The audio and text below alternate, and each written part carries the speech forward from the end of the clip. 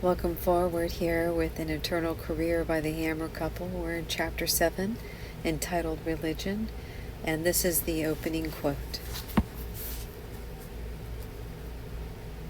God will not ask thy race, nor will he ask thy birth.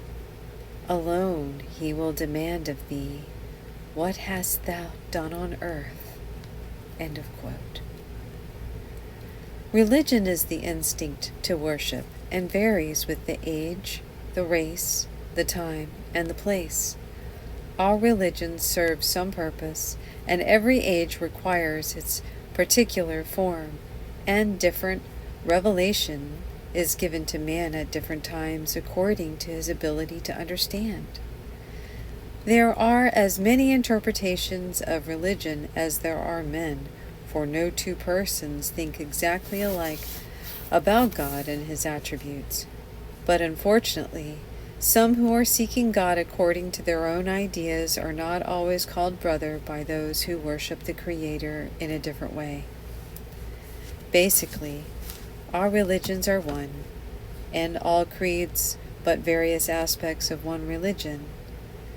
They all agree on the truths, on the fundamentals, that there is no difference of opinion as to what constitute these, for they are based on the moral and spiritual laws which admit neither of augmentation nor dispute. All religions believe in a supreme being, in the immortality of the soul, and in the brotherhood of man. Most of them are in accord that the soul was originally pure and perfect, but through ignorance and disobedience fell from this divine state. They also agree that man will regain his original purity by redeeming himself through penance and suffering, and that through the acquisition of knowledge he will throw off the bondage of ignorance and superstition. There has been such rancorous dispute as to what constitutes fundamental doctrines, but there are no fundamental doctrines, only doctrines which are fundamental to certain established systems of theology. Conflicting doctrines, which are emanation of men's minds, not God's, are the cause of all the division and dissension existing between sects. Religion is founded on earth, and truth never conflicts with whether found in science, art, music, literature, mathematics, or philosophy, for truth blends with truth as light blends with light.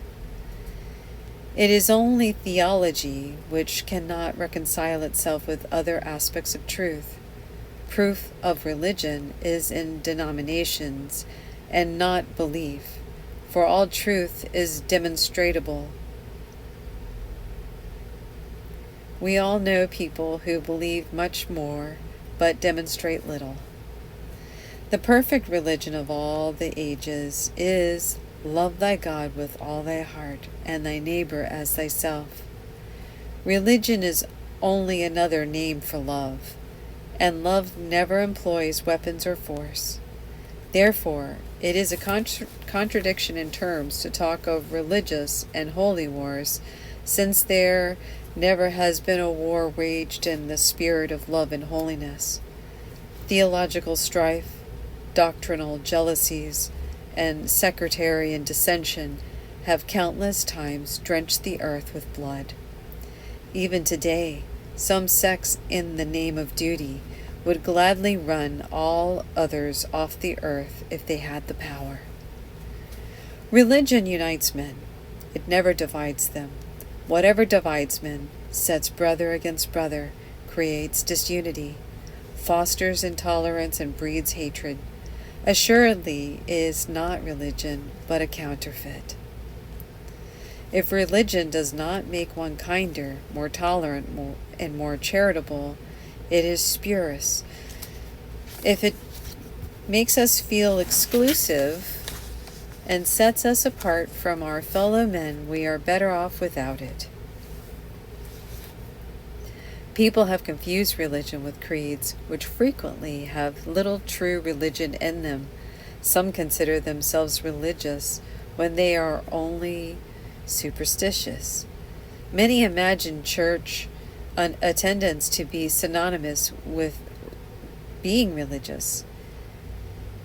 If you would know whether a man is religious, ask not if he attends church. Observe how he lives, whether he keeps the moral and spiritual laws. Do not ask how he conducts himself on the Sabbath, but ask how he acts on all other days, proclaims his religion. As we live, so is our religion, and our temple of worship. For we do not worship God with our lips, but with our lives. Men are instinctively religious and need neither churches nor ordinances to make them so. True religion is dynamic, equal to all of life's vicissitudes. It sustains one under all trials and ordeals.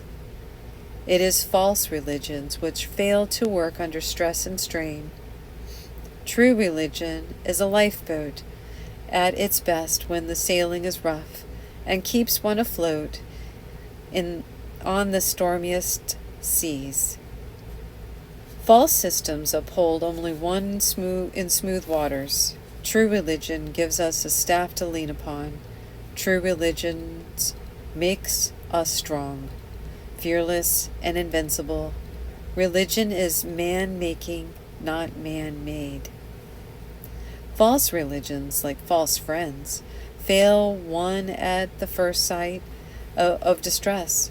When a man faces trouble, illness, sorrow, and loss, his religion is tested.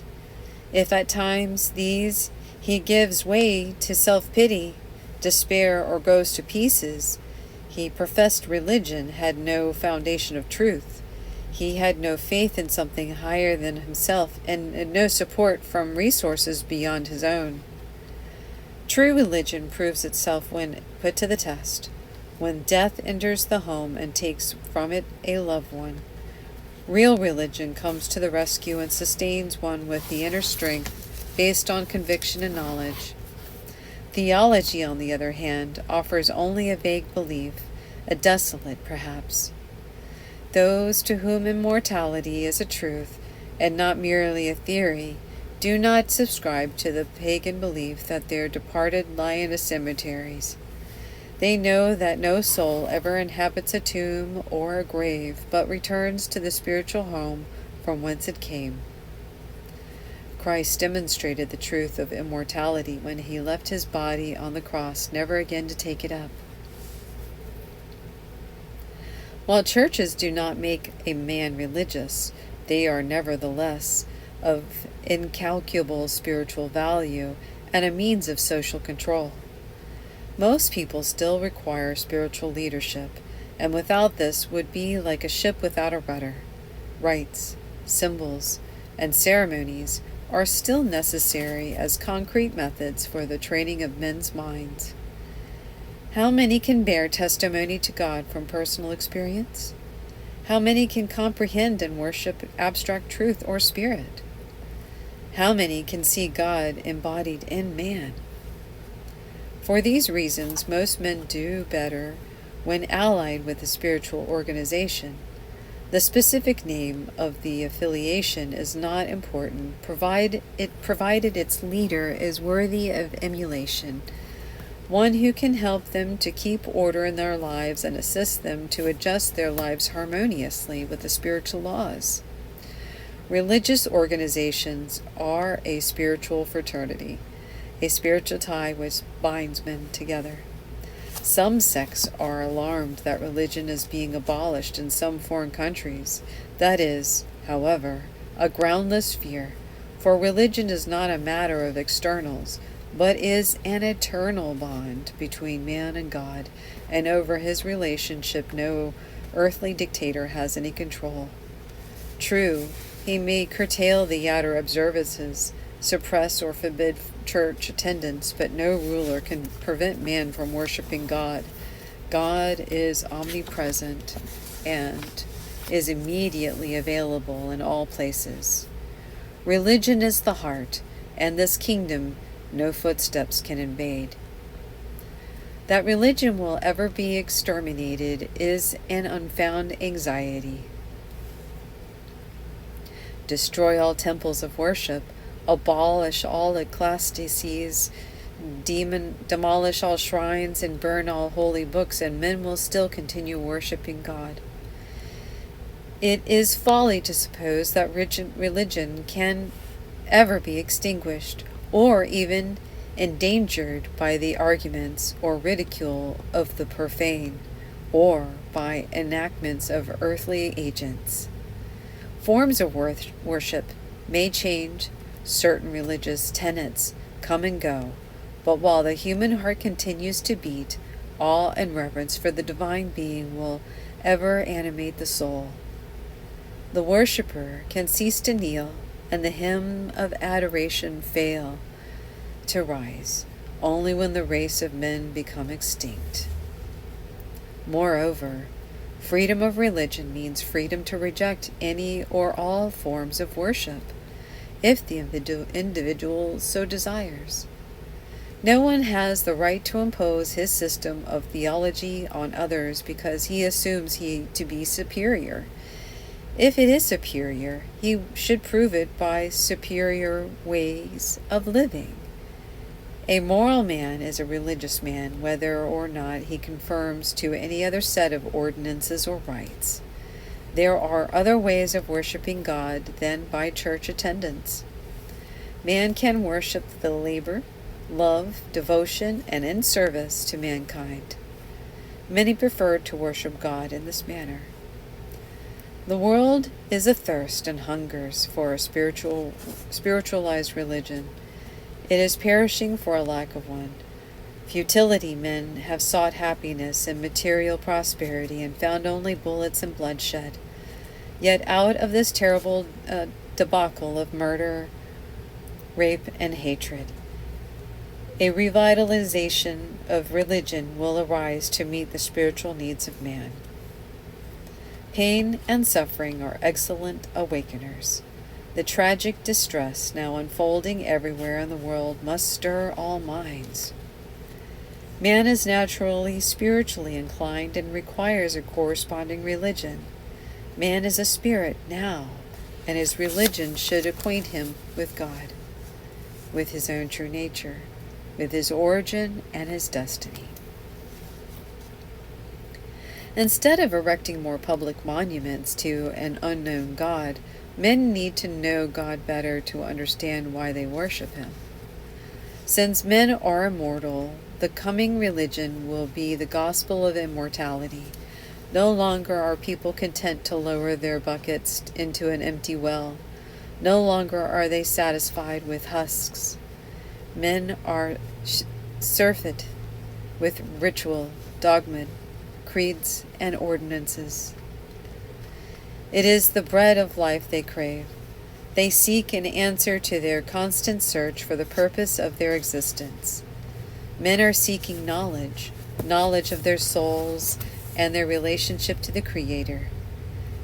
They want logical answers to logical questions. When, and not if, a man die, shall he live again?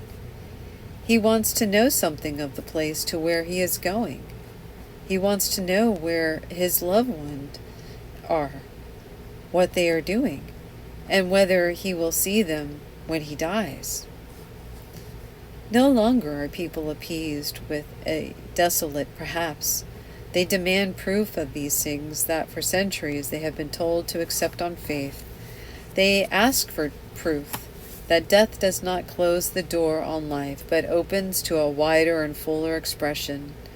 Too long the soul has been denied its rightful heritage, but it will not be denied forever. The value of true religion cannot be fully estimated in this life. It shines like a beacon through the darkness, like a bright star in the heavens. When sorrow and despair are about you, true religion will guide and comfort you. Without religion, man is a boat at sea without a compass. He is like an organization without a head. Without religion, one may flounder into some port. He may even achieve a measure of happiness and success, but not the ultimate goal.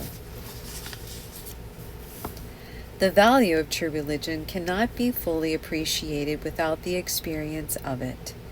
Those who have come into the full understanding of their earthly mission realize the value of religion, and those who ever have felt at one with the deity can understand it too. Do not confuse the outer forms with true religion. Do not always expect your brother to have the same color of skin or speak the same language. When man outgrows ritual and creed and seeks the truth, unvarnished, just the truth, then he realizes the deep value of religion. He looks within the heart to see the motives which actuate man rather than listening to his words.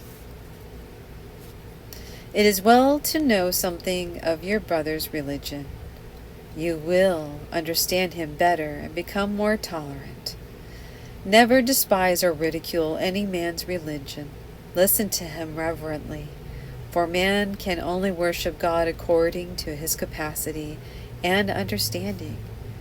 We attend many forms of worship, and nowhere do we feel alien.